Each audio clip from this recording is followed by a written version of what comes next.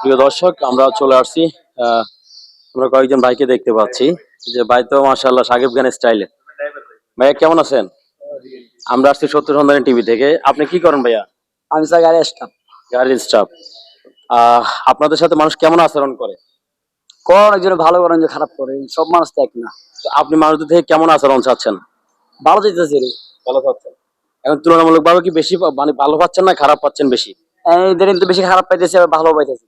মানে সব মানুষ তো এক না। এই নিয়ে আপনার মনোভাব কি? কি করে মর ডিফারেন্স এগুলো চলে ভাই, এর উপায় নাই।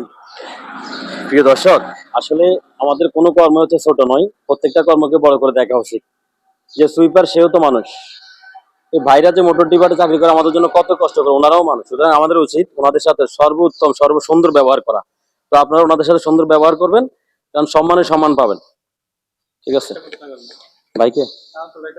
আচ্ছা ভাই, আপনাকে একটা প্রশ্ন করি। যেহেতু আমরা সত্য সন্ধানী টিভি থেকে আসছি, আমাদের কাজ হচ্ছে ইসলামিক প্রশ্ন করা।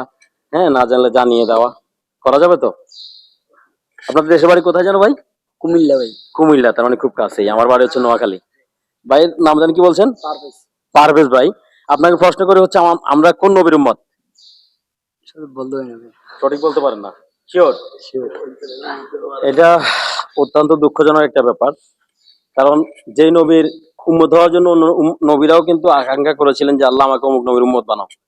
তো সেই জায়গায় আমরা ওই শেষ নবীর শ্রেষ্ঠ উম্মত হয়েও কিন্তু আমরা যেহেতু নবীর নামটা বলতে পারলাম না, এটা আমাদের আসলেই দুঃখজনক। কেউ ভাই, এটা মুসলমান হিসাবে উচিত না। আপনি রাগ করেন না কেমন?